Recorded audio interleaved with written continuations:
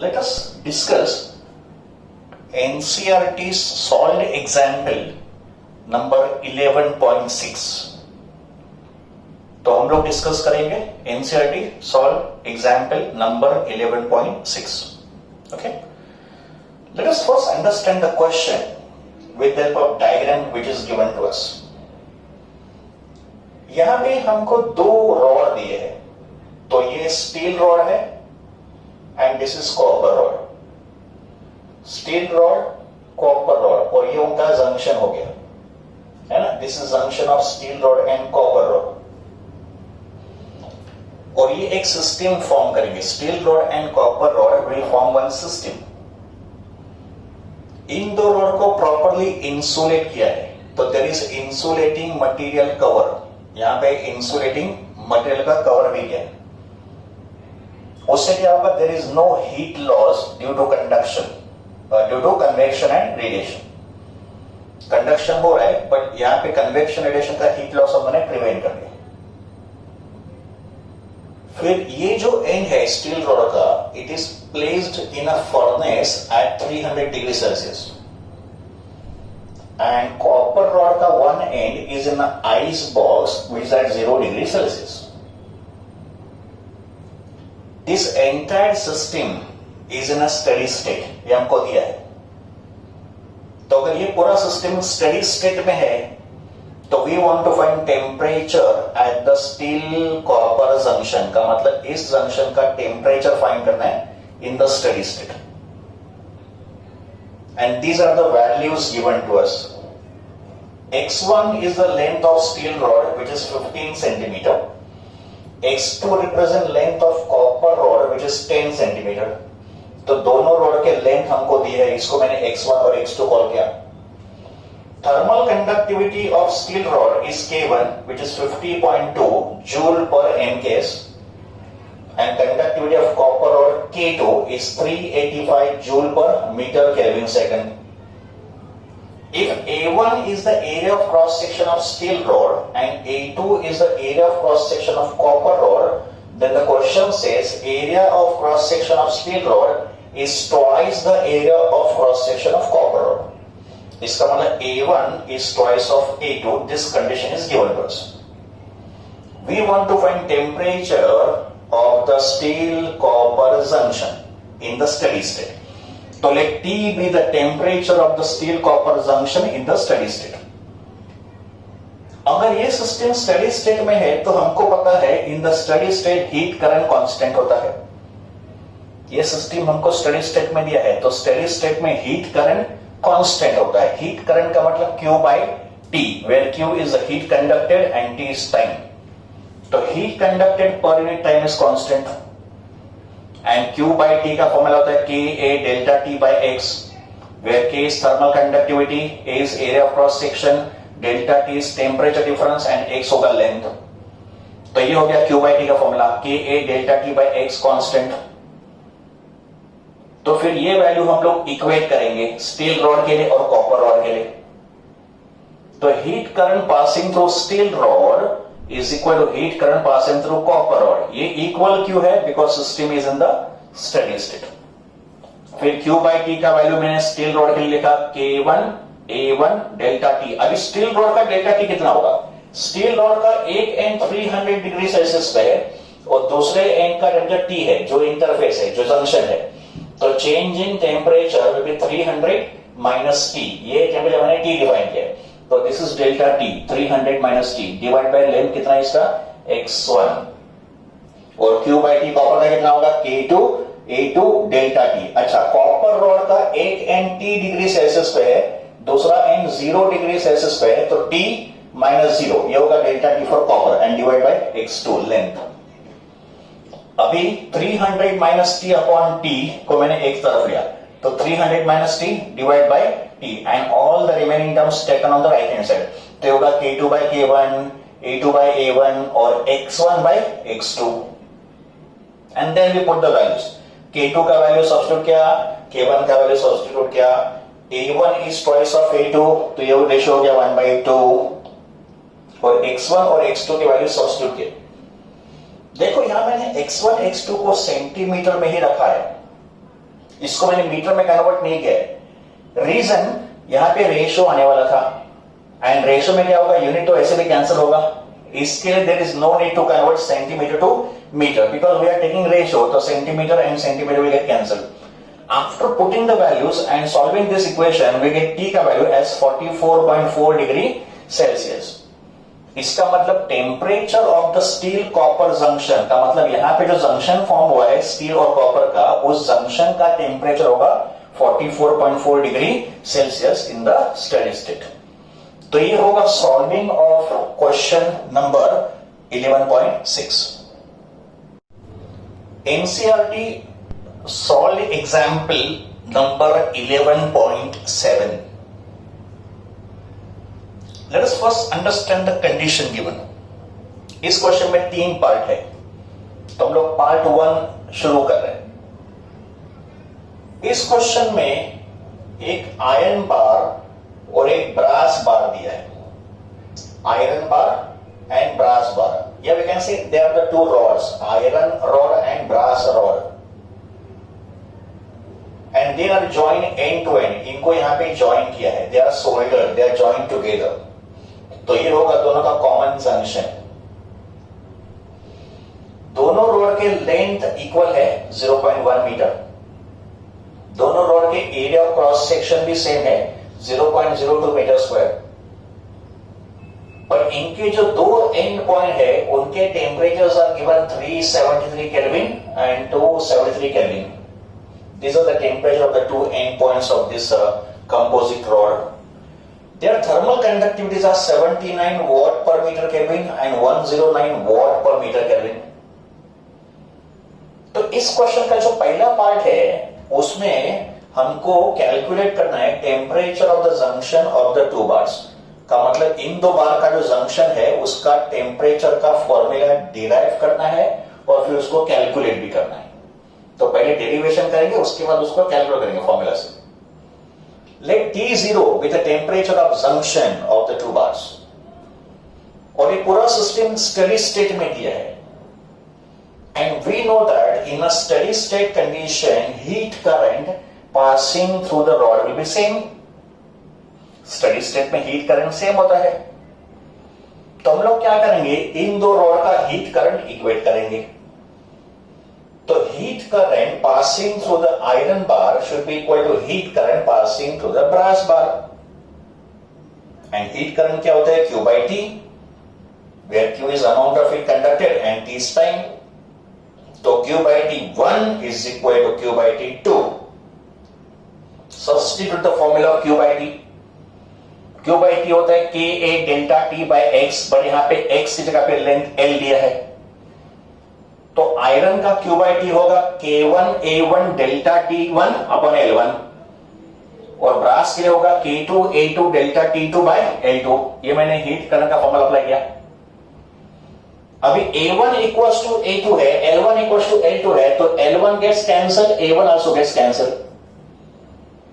तो K1 into delta T, अभी delta T कितना होगा आयरन के लिए, एक एंड का टेम्परेचर T1 है, दूसरे एंड का T2 है, तो डेल्टा T हो गया T1 minus T0, T1 minus T0, ये डेल्टा T हो गया।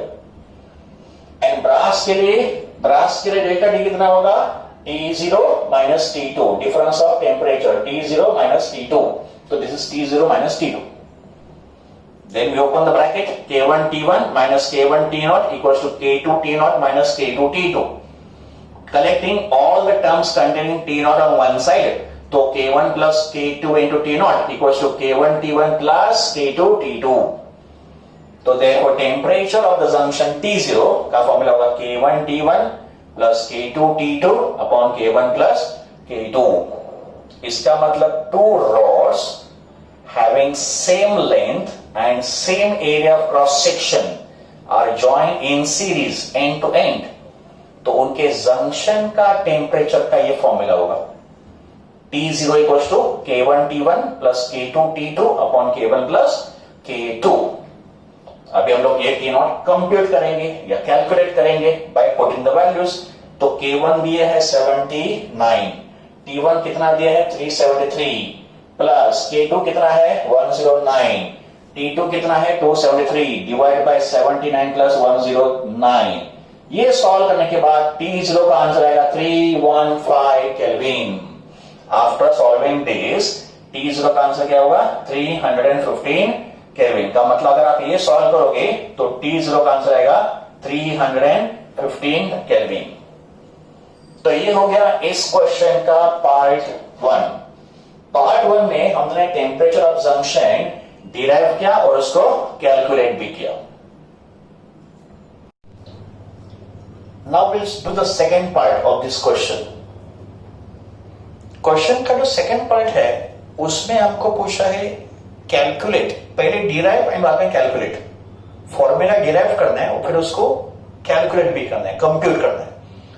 Equivalent thermal conductivity of the compound bar का मतलब आयरन बार और ब्रास बार मिला के जो कंपोजिट बार फॉर्म हुआ है उसका इक्विवेलेंट थर्मल कंडक्टिविटी डिराइव करना है।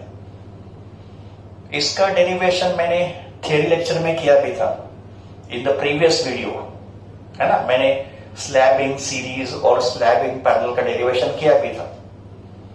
तो और एक बार इसको हम लोग डिराइव करेंगे। और इक्विवेलेंट थर्मल कंडक्टिविटी को डिराइव करने के लिए we use the concept of thermal resistance. And what is thermal resistance? Change in temperature upon heat current. ये भी हमने theory lecture में देखा था। Thermal resistance R is change in temperature upon heat current. हमारा it is delta T by H. तो let R1 be the thermal resistance of iron bar. Let R2 be the thermal resistance of brass bar. And since these two resistances are in series, अगर ये rod series में है तो उनके resistance भी series में होंगे। तो लेट RS का मतलब equivalent resistance of series combination. तो let RS be the equivalent resistance of the compound bar. का मतलब इसको एक सिंगल बार एज्यूम करेंगे तो इस सिंगल बार का रेजिस्टेंस होगा RS। And we know that when resistances are in series, effective resistance का फॉर्मूला होता है R1 प्लस R2। तो बस इसी फॉर्मूला से हमको डिराइव करना है। एंड थर्मल रेजिस्टेंस का formula delta T by H होता है and that is equal to L upon Ka। Thermal resistance is length upon Ka, where L is length, K is conductivity and A is area of cross section. Coincidentally दोनों rod का area of cross section भी same है और length भी same है इस condition में। तो पहले मैंने R1 लिखना है, फिर मैंने R2 लिखना है, फिर मैंने लिखना है RS का मतलब R इक्विवेलेंट। R1 किसके लिए होगा? आयरन बार के लिए। तो आयरन बार का लेंथ L1, इनफैक्ट लेंथ तो सबका सेम ही है, K1 और एरिया भी सेम है। फिर ब्रास बार के लिए L2 अपॉन K2A। इफेक्टिव का मतलब कंपाउंड बार का जो लेंथ है वो कितना होगा? L प्लस L12, बिकॉज दोनों का लेंथ भी तो सेम है। तो ये L प्लस L12 हो जाएगा डिवाइड बाय K इक्विवेलेंट। का मतलब इसका जो इक्विवेलेंट कंडक्टिविटी है वो K इक्विवेलेंट होगा और एरिया ऑफ क्रॉस सेक्शन भी सेम ही होगा। तो जितना एरिया ऑफ क्रॉस सेक्शन हर एक बार का होगा उतना ही area of cross section compound bar का भी होगा। तो ये वैल्यूज हमने पुट कर दी इसमें RS equals to R1 plus R2 में। तो RS कितना है? 2L upon K equal to E, L plus L ना, बिकॉज दोनों लेंथ सेम ही है। R1 कितना है? L upon K1A। R2 कितना है? L2 upon K2A। L1 और L2 भी सेम है तो सबको हम लोग L लिखेंगे। तो देखो L upon A, L upon A, L upon A cancel from both the sides. तो we get 2 upon K equivalent equals to 1 upon K1 plus 1 upon K2। इसका सॉल्विंग क्या होगा? K1 plus K2 upon K1 K2। फिर K equivalent के लिए cross multiply कर दो तो K इक्विवेलेंट का मतलब इक्विवेलेंट थर्मल कंडक्टिविटी का formula 2K1 K2 upon K1 plus K2। तो ये होगा derivation of equivalent thermal conductivity of the compound bar. इसके बाद सिर्फ हम लोग को वैल्यूज पुट करना है। ये तो फॉर्मूला डिराइव हो चुका है। तो अगर कैलकुलेट करना होगा तो K1 K2 के वैल्यूज इसमें सब्स्टिट्यूट कर दो। तो एक स्टेप मैंने नहीं लिखा है तो आपको क्या करना है, इस फॉर्मूला के बाद वैल्यूज को सब्स्टिट्यूट करना है। K1 को लिखेंगे 79, K2 लिखेंगे 109 डिवाइड बाय 79 प्लस 109। तो after putting the values equivalent thermal conductivity का आंसर आएगा 91.6 और उसका यूनिट क्या होगा? वॉट पर मीटर केल्विन। तो ये हो गया इस क्वेश्चन का सेकेंड पार्ट, जिसमें हमने thermal equivalent thermal conductivity find है ऑफ द कंपाउंड बार।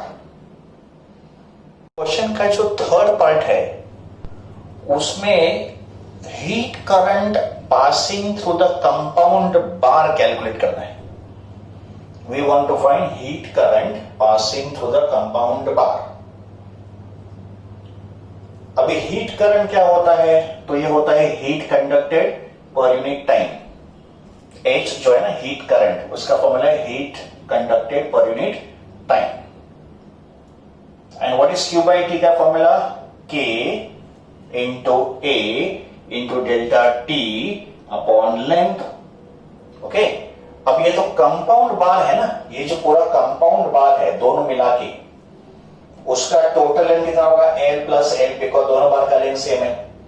तो L प्लस L को लिखा मैंने 2L, और टेम्परेचर डिफरेंस कितना होगा, T1 माइनस T2, ठीक है। और K जो होगा ना, ये होगा K इक्विवेलेंट का मतलब इक्विवेलेंट थर्मल कंडक्टिविटी। और बाद में हम लोग वैल्यूज को सब्स्टिट्यूट करेंगे।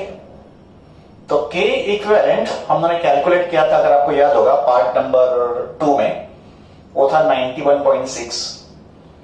एरिया ऑफ क्रॉस सेक्शन कितना है, 0.02।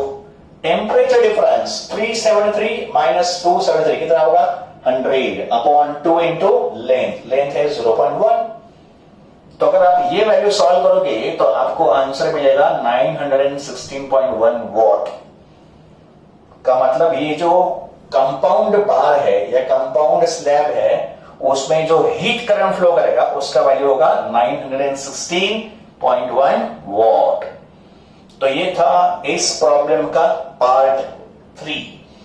तो we have finished all the parts of this particular numerical. So this was NCERT solve example number 11.7.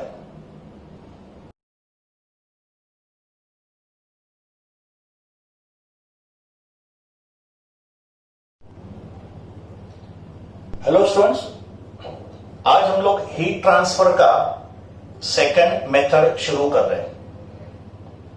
हमको पता है कि देयर आर 3 मेथड्स या there are 3 modes of heat transfer. And what are this 3 methods, conduction, convection and radiation. तो conduction of heat transfer हमारा हो चुका है। अभी हम लोग स्टार्ट करेंगे थर्मल कन्वेक्शन। ओके, नाउ ये जो कन्वेक्शन प्रोसेस है हीट ट्रांसफर का, ये होता है मेनली फ्लूइड्स में। And what is fluid? Liquids and gases. Fluid का मतलब substance which can flow. तो liquid and gases can flow from one place to another place. So they are called fluids. तो convection process fluids में होता है, liquids and gases में होता है। And convection से heat transfer कैसे होता है, उसके लिए देखो एक एग्जाम्पल मैंने यहां पे कंसिडर किया। इस एग्जाम्पल में एक ग्लास कंटेनर है और उस कंटेनर में वाटर फिल किया है। And water is in a liquid form as we all know. और इस वाटर को हम लोग हीट करेंगे यूजिंग गैस बर्नर। तो हमने बीकर का बॉटम पोर्शन हीट किया, देखो। तो हीट पहले यहां पे एब्सॉर्ब होगा और फिर ये हीट आफ्टर सम टाइम यहां से यहां तक ट्रांसफर होगा। And after some time, even this portion of water also gets heated. तो इसमें जो है हीट यहां से बॉटम से टॉप तक फ्लो करेगा, का मतलब हीट का ट्रांसफर होगा। और ये जो हीट का ट्रांसफर होगा, it is in the form of convection. सबसे पहले molecules of water which are near the bottom, ये पहले हीट को रिसीव करेंगे। तो जो मॉलिक्यूल्स बीकर के या कंटेनर के बॉटम पे होंगे, इन मॉलिक्यूल को पहले हीट मिलेगा। So they will absorb the heat. Now once the molecule absorb heat, they will expand. Substance expand करता है बिकॉज ऑफ हीट। तो ये जो वाटर मॉलिक्यूल्स है which are near the bottom of the container, they will expand because of absorption of heat. जैसे वो expand करेंगे उनका वॉल्यूम इंक्रीज होगा। एंड वॉल्यूम इंक्रीज होने से डेंसिटी डिक्रीज होगा, because we know that density is mass upon volume. तो volume increase होने से डेंसिटी डिक्रीज होगा। तो such a less dense molecule because of buoyancy they will start moving up. तो ये जो मॉलिक्यूल्स जो थे इन्होंने हीट को एब्जॉर्ब किया था, तो ये मॉलिक्यूल्स लाइट डेंसिटी होने से ऊपर की तरफ ट्रेवल करेंगे। But when this molecules are travelling upward they are carrying heat along with them, because उन्होंने पहले से हीट को एब्जॉर्ब किया था। Now their place is taken by molecules which are on the top. तो ये जो मॉलिक्यूल्स है ये ऐसे नीचे आएंगे बिकॉज ऑफ हायर डेंसिटी। तो इनका डेंसिटी हॉट मॉलिक्यूल से कम होगा। तो ये जो मॉलिक्यूल जो पहले सरफेस पे थे, now they will reach the bottom because of gravity factor also, because they are heavy, so they will come down. Now once these molecules come downward they will also absorb heat. उनका भी density decrease होगा, उनका भी density कम होगा, and they will also reach the bottom. तो ऐसे मॉलिक्यूल्स का मूवमेंट होगा once we start heating the water. Hot molecule will move from bottom से top and cold molecule will move from top से bottom. तो ये जो molecular movement होगा, this molecular movement is called convection currents. इसको क्या बोलेंगे? convection currents.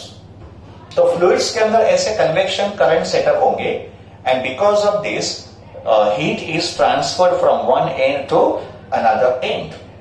Such a process of heat transfer is called as convection.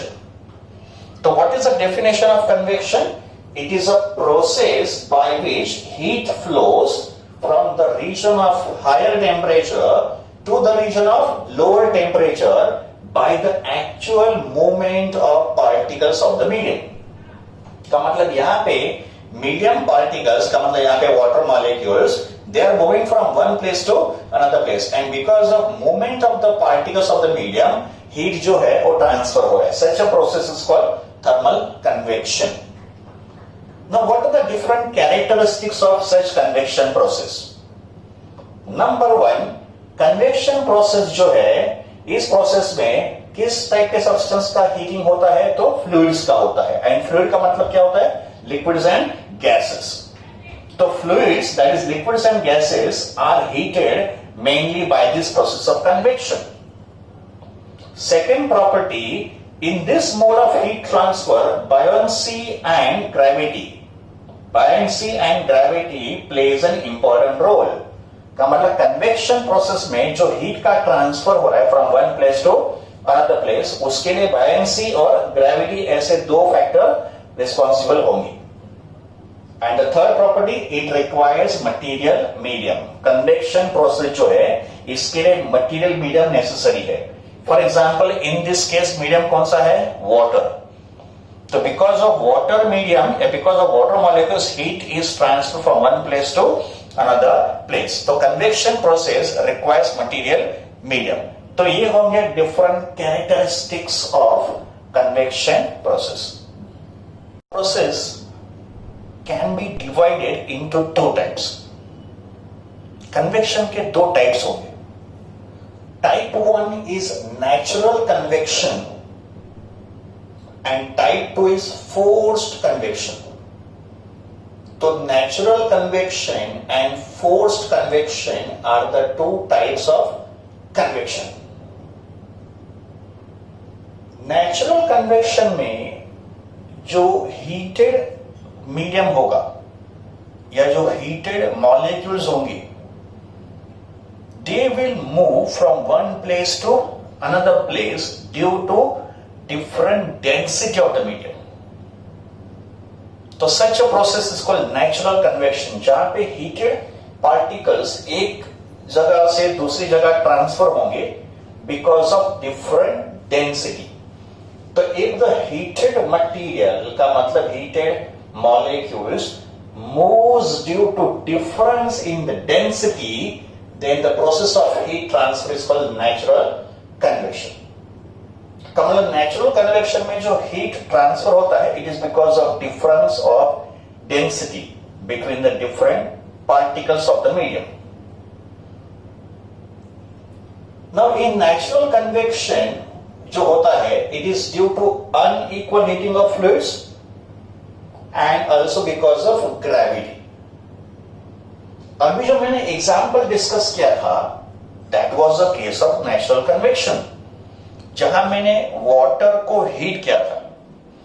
तो उसमें क्या हुआ था कि molecules which are near the bottom of the beaker, they receive heat, they expand, उनका डेंसिटी डिक्रीज होता है and they travel upward. And जो molecules top of the water surface पे होते हैं, they are more in density because they are relatively cooler, and because of high density and gravity, these molecules reach the bottom.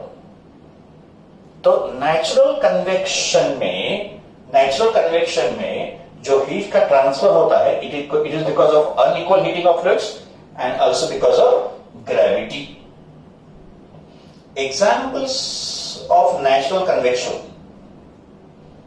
Formation of wind, हवा जो flow करती है एक जगह से दूसरी जगह, तो फॉर्मेशन ऑफ विंड या विंड का जो फ्लो होता है, it is an excellent example of natural convection.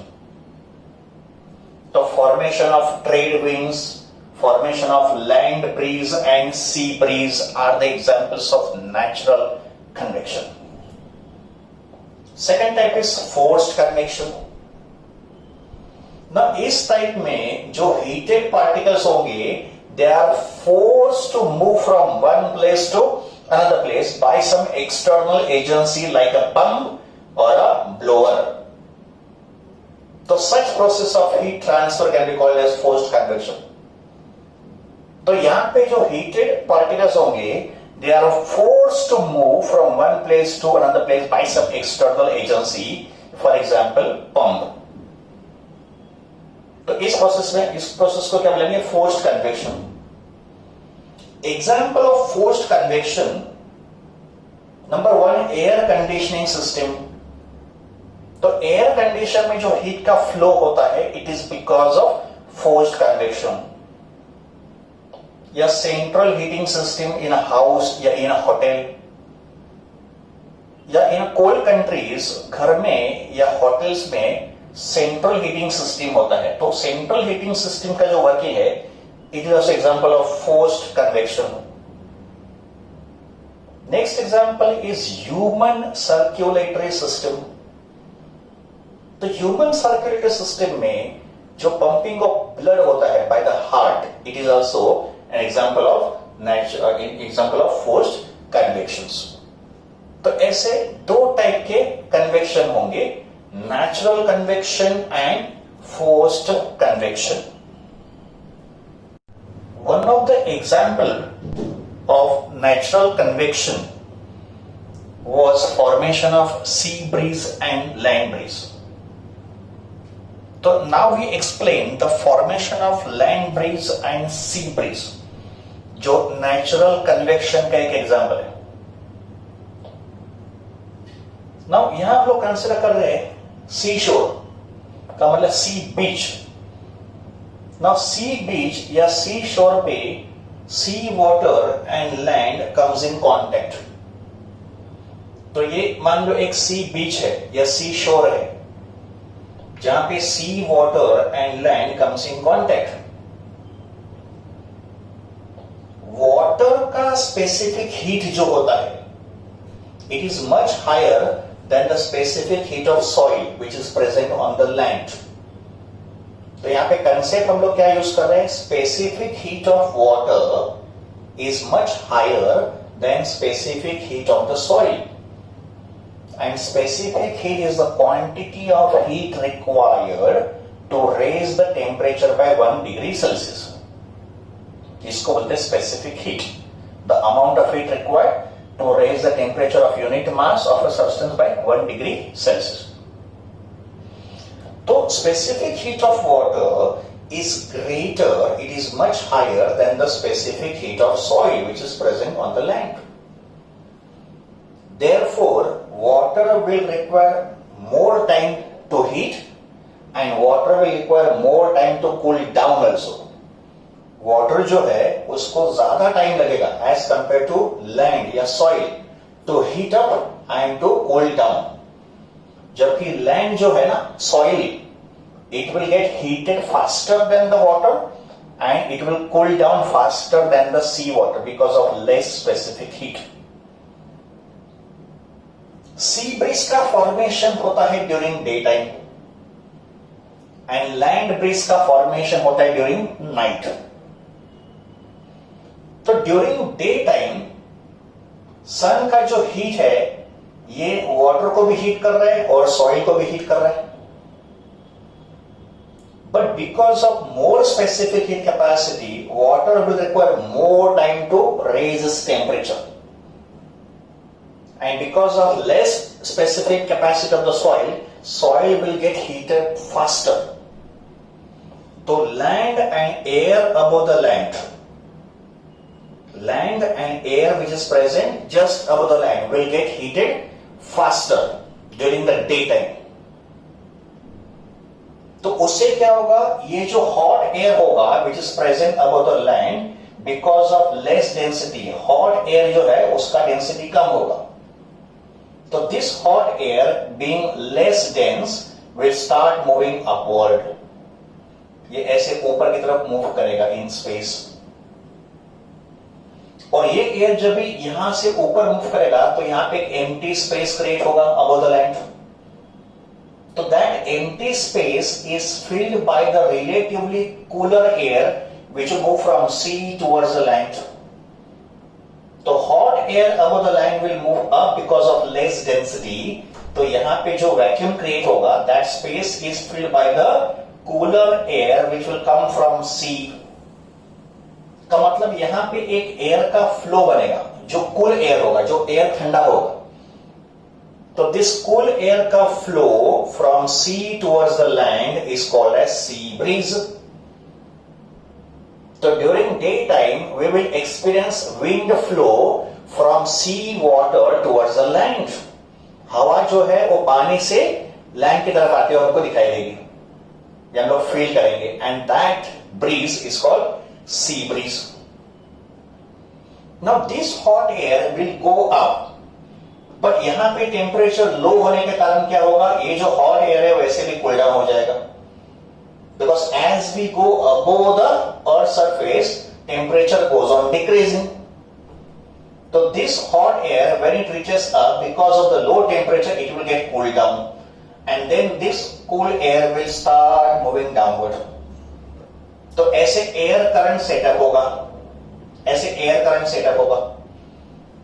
So during daytime there is a movement of cool air from sea towards the land and that is called sea breeze. Now what happens during night time? During night time when the sun disappears, both sea water and soil starts cooling down. तो night time में क्या होगा, air above the sea water and air above the land is cooling down. But sea water का specific capacity ज्यादा होने के कारण it will require more time to cool down, जबकि air above the land will cool faster, ये बहुत जल्दी cool down करेगा. तो उससे क्या होगा कि during night time air above the sea water is hotter as compare to air above the land. So this hot air which is present above the sea water, because of its less density, it will start moving up. So during night time, hot air is present above the sea water because land जो है cool हो चुका है and उसके ऊपर का जो air है वो भी कूल हो चुका है. तो this hot air will start moving up. and अगर ये hot air ऊपर की तरफ मूव करेगा तो यहाँ पे एक empty space create होगा. So that empty space, that vacuum is filled up by the relatively cool air from land. का मतलब during night time there is a flow of cool air from land towards the sea. Air ऐसे flow करेगा from land towards the sea, and that flow of cool air is called land breeze. So sea breeze is a flow of cool air from sea towards the land.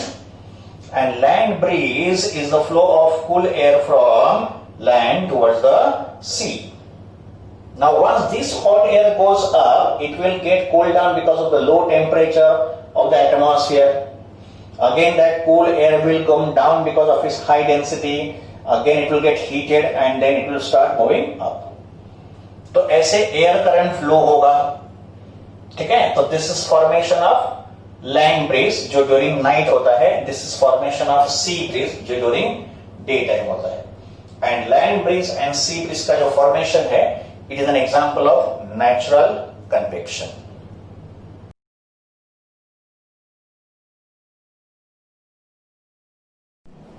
Let us now begin with the third method of heat transfer. And third method of heat transfer is radiation.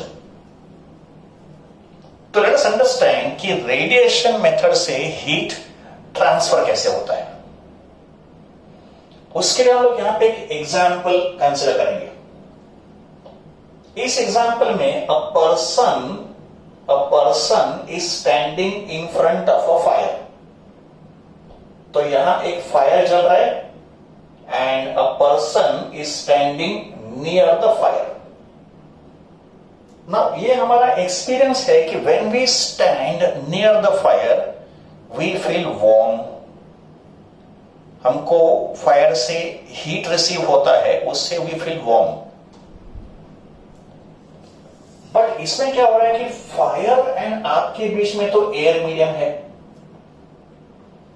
तो फिर यहां पे heat propagate कैसे हुआ जबकि air is very bad conductor of heat. तो यहां पे fire is an heated body.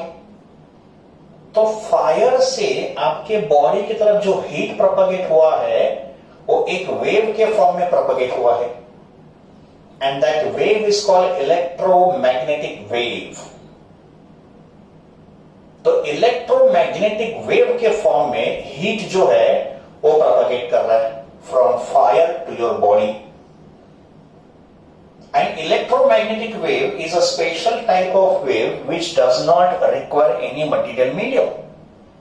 Electromagnetic wave को ट्रेवल करने के लिए मीडियम का रिक्वायरमेंट नहीं होता है. तो electromagnetic wave can travel even through vacuum. तो मीडियम होगा उसमें से भी इलेक्ट्रोमैग्नेटिक वेव ट्रैवल कर सकता है. अगर मीडियम नहीं भी होगा तो भी इलेक्ट्रोमैग्नेटिक वेव कैन ट्रैवल. तो ये जो प्रोसेस है हीट ट्रांसफर का from one place to another place, this process of heat transfer is called radiation. तो what is the definition of radiation? इसका डेफिनेशन क्या है? तो radiation is a process by which heat is transferred from one place to another place in the form of electromagnetic waves. इस process में heat का जो transfer होता है वो होता है इलेक्ट्रोमैग्नेटिक वेव्स के फॉर्म में. तो एग्जाम्पल क्या होंगे रेडिएशन के? एक एग्जाम्पल तो मैंने यहां पे एक्सप्लेन किया कि when we stand near the fire we receive heat from the fire in the form of radiation. Even sun जो heat emit कर रहा है, that heat reach the earth surface in the form of radiation. We receive heat from the sun on the earth surface in the form of radiation. Radiation में जो heat propagate कर रहा है वो electromagnetic wave के form में propagate कर रहा है. So let us understand few important points about electromagnetic wave. ये जो electromagnetic wave होता है, this wave is made by two types of field, electric field and magnetic field. Electromagnetic wave consists of two types of field. One is electric field, another one is magnetic field. And these two fields are in a state of oscillation. दोनों field क्या करते हैं? Vibrate करते हैं, oscillate करते हैं. तो electric oscillating electric field and oscillating magnetic field से बनता है electromagnetic wave. Every body at any temperature above 0 Kelvin is called absolute zero temperature. तो एवरी बॉडी इन नेचर जिसका टेम्परेचर 0 केल्विन से ऊपर होगा emits electromagnetic waves. So these waves are emitted by every body whose temperature is above 0 Kelvin. Now what are different types of electromagnetic waves? इस electromagnetic waves के अलग अलग waves के type है. Radio waves, gamma rays, X-rays, visible light, infrared, ultraviolet rays. तो ये सब examples होंगे electromagnetic waves. X-rays, ultraviolet rays, radio waves, visible light, microwaves, infrared, all these are examples of electromagnetic waves. तो electromagnetic waves can have different wavelength और उनके wavelength के values के हिसाब से we have different types. One such type is light, yeah, we can call it visible light. So light is an electromagnetic wave, and visible light is that light which is visible to us, जो हम लोग देख पाते हैं. और visible light का जो wavelength होता है, it extends from 400 angstrom unit, जो violet color का है, to 7500 angstrom unit जो रेड कलर का है. और विजिबल स्पेक्ट्रम शुरू होता है वायलेट से, खत्म होता है रेड पे. VIBGYOR, we call it VIBGYOR, violet, indigo, blue, green, yellow, orange and red. तो लाइट एक इलेक्ट्रोमैग्नेटिक वेव है. लाइट का जो वेवलेंथ होता है, विजिबल लाइट का जो वेवलेंथ होता है, वो 4000 एंगस्ट्रॉम यूनिट से 7500 एंगस्ट्रॉम यूनिट के बीच में होता है. 4000 angstrom unit is the wavelength of violet color and 7500 angstrom unit is the wavelength of red color. Any wavelength above red color, अगर कोई wavelength red color से भी ज्यादा होगा का मतलब more than 7500 angstrom unit, तो that wavelength is called as infrared waves. Infrared का मतलब more than red. तो infrared waves have wavelength between 1 micrometer to 100 micrometer. का मतलब ये जो वेवलेंथ होंगे ये रेड कलर के वेवलेंथ से भी ज्यादा होंगे. तो इंफ्रारेड वेव्स का जो वेवलेंथ रेंज होता है, it is between 1 micrometre to 100 micrometre. And infrared waves produces heating effect. तो हीट जो प्रोड्यूस होता है, it is because of infrared waves. और ये जो हीट वेव्स प्रोपगेट हो रहा है from fire to person, it is in the form of infrared waves because they produce heating effect. So we say these radiations emitted by hot bodies, these radiations emitted by hot bodies are so-called thermal radiations.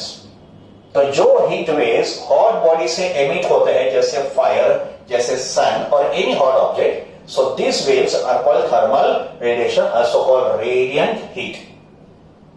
तो ये हो गया brief introduction of electromagnetic wave. And यहां हमने define किया है process of radiation.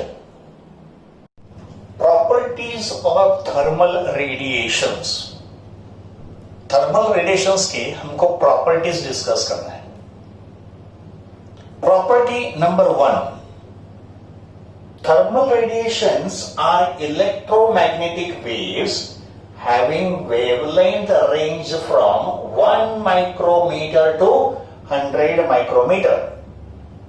Thermal radiations are electromagnetic waves.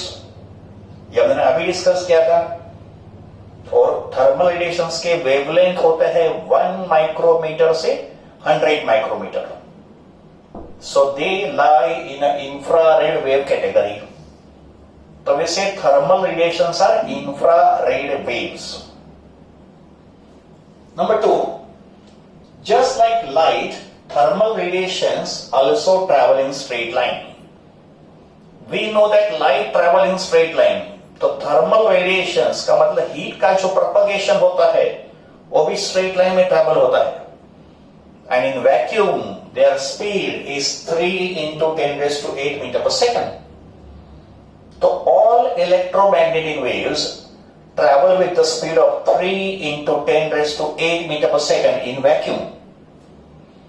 Number 3, thermal radiations shows all the properties of light. तो जो प्रॉपर्टी लाइट में होते हैं वो प्रॉपर्टी थर्मल रेडिएशंस में भी फाउंड होते हैं. एग्जाम्पल्स होंगे reflection, refraction, interference, diffraction, polarisation. ये सब प्रॉपर्टीज हमको 12th स्टैंडर्ड में डिस्कस करने हैं. अभी आप इसी प्रॉपर्टीज को याद रखो. तो thermal radiations show all the properties of light such as reflection, refraction, interference, diffraction and polarization. It is the fastest mode of heat transfer. Thermal radiation heat transfer का सबसे fastest method है as compared to conduction and convection. तो conduction and convection के comparison में radiation is the fastest method of heat transfer. Property number 5, when thermal radiations are incident on a body, अगर heat radiation किसी material body पे incident हो रहा है, तो that heat is used in 3 different ways. So when thermal radiations are incident on a body, they are partly reflected. थोड़ा जो heat होगा वो body reflect करेगा. It is partly absorbed, some amount of heat is absorbed within the body and some heat is partly transmitted. Transmission of heat का मतलब the heat will pass through the body. Transmit का मतलब passing through the body. So when thermal radiations are incident on a body, they are partly reflected, they are partly absorbed and they are partly transmitted by the body. So these are the various characteristics of thermal radiation. We know that when a thermal energy is incident on a body, अगर किसी body पे thermal heat या thermal energy incident होता है, तो that thermal energy is partly absorb by the body, partly reflected by the body and partly transmitted by the body. And this was one of the characteristic of thermal radiation. तो यहां एक material body है, इस body पे Q amount of thermal energy incident हो रहा है. Incident का मतलब फॉल हो रहा है. इसमें से QA अमाउंट ऑफ हीट या QA amount of thermal energy body ने एब्सॉर्ब कर दिया, QR amount of thermal energy body ने रिफ्लेक्ट कर दिया सरफेस से, and QT amount of heat जो है वो बॉडी में से ट्रांसमिट हो गया. ट्रांसमिट का मतलब पासिंग थ्रू द बॉडी.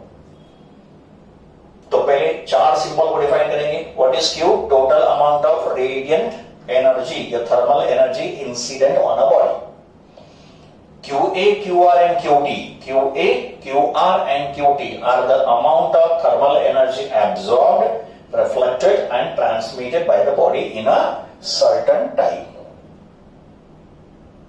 तो ये जो बॉडी के प्रॉपर्टी है, एनर्जी को एब्सॉर्ब करने का, एनर्जी को रिफ्लेक्ट करने का और एनर्जी को ट्रांसमिट करेगा, इसको हम लोग मेजर करेंगे bye 3 coefficients. And these 3 coefficients of a body are called absorptance, also called absorptive coefficient, reflectance, also called reflective coefficient, and transmittance, also called transmittive coefficient. Absorptance का सिंबल A, reflectance का symbol R, and transmittance का symbol T. Absorptance is defined by this formula, QA upon Q. Reflectance is defined by this formula, R equals to QR upon Q. And transmittance is defined by this formula, T equals to QT upon Q. The absorptance is defined as ratio of amount of thermal energy absorbed by the body in a certain time. to the total amount of thermal energy incident on a body in the same time. So thermal energy absorbed in a certain time upon thermal energy incident on a body in the same time. Reflectance is defined as a ratio of amount of thermal energy reflected by the body in a certain time to the total amount of thermal energy incident on a body in the same time. इसका क्या होगा definition? Transmittance is defined as a ratio of amount of thermal energy transmitted by the body in a certain time to the total amount of thermal energy incident on a body in the same time. अगर ये दोनों heat के ratio है, heat upon heat, तो ये जो तीनों ratio है ये हीट और हीट के रेशो है, का मतलब दो सिमिलर टर्म्स का रेशो है, का मतलब इन तीनों का ना तो यूनिट होगा ना तो डायमेंशन होगा. तो absorptance, reflectance and transmittance are unitless and dimensionless. They don't have any unit, they don't have any dimensions. Now let us find out relation between A, R and T. इन तीनों का relation find करेंगे. तो relation between absorptance, reflectance and transmittance of a body. According to the law of conservation of energy, amount of it absorbed plus amount of it reflected plus amount of it transmitted is exactly equal to total amount of it incident. So by the law of conservation of energy, we can say QA plus QR plus QT equals to Q. Dividing both the side by Q. Q से divide करो दोनों side. तो QA upon Q plus QR upon Q plus QT upon Q equals to Q upon Q. This is dividing both the side by Q. But what is QA upon Q? A. What is QR upon Q? R. What is QT upon Q? T. And Q upon Q हो गया 1. So the relation is A plus R plus T equals to 1. का मतलब absorptance plus reflectance plus transmittance equals to 1. Sum of the three coefficients is equal to 1. A plus R plus T is equal to 1. तो ये तो होंगे तीन coefficient of a material body, absorptance, reflectance and transmittance. Now just now we have seen that sum of the three coefficient A, R and T is equal to 1. Absorptance plus reflectance plus transmittance equal to 1. तो A plus R plus T equals to 1. This implies maximum value of A could be 1. का मतलब absorptance of a body या absorptive coefficient of a body maximum कितना हो सकता है? 1. But when A equals to 1, that time R and T has to be 0. And जिस body का absorptance 1 होगा, such a body is called ideal absorber. Because A1 कब होगा? जब भी all the heat incident is absorbed by the body. का मतलब जितना रेडिएंट एनर्जी बॉडी पे इंसिडेंट होगा सब एनर्जी बॉडी एब्सॉर्ब करेगा. No reflection, no transmission. का मतलब QR 0 होगा, QT भी 0 होगा, सिर्फ एब्सॉर्प्शन होगा.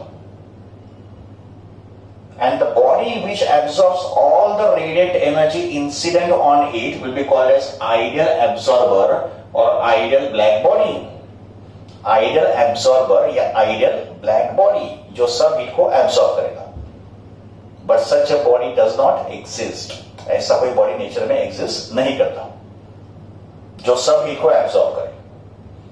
बट ये होता है कंसेप्ट ऑफ आइडियल एब्सॉर्बर या आइडियल ब्लैक बॉडी जो सब हीट को एब्सॉर्ब करेगा which is incident on heat.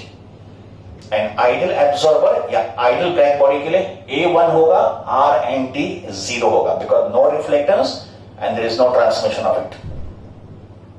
Similarly, maximum value of R is also 1. Reflectance 1 कब होगा? When all the heat incident is reflected by the body. का मतलब जितना हीट बॉडी पे इंसिडेंट होगा बॉडी सब हीट को रिफ्लेक्ट करेगा. No absorption and no transmission. And when R is 1, that time A and T has to be 0. And जिस body का R1 होगा such a body is called perfect reflector या good reflector of it. Again perfect reflector is ideal body.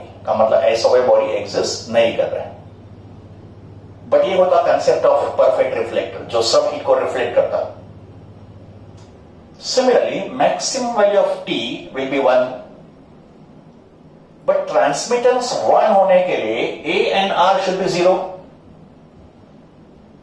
And T1 कब होगा? When all the heat incident on a body is transmitted. No absorption of it, no reflection of it. Body heat को absorb नहीं करेगा, reflect भी नहीं करेगा, सिर्फ transmit करेगा. Such a body can be called as perfect transmitter of heat. तो body could be either good absorber or good reflector or good transmitter. तीनों एक साथ नहीं होंगी. इसमें से कोई एक ही possible होगा. Perfect absorber या ideal absorber is poor reflector and poor transmitter. जबकि perfect reflector is poor absorber and poor transmitter.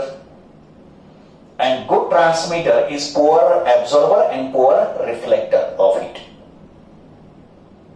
तो ये हो गया concept of ideal black body, perfect reflector and perfect transmitter.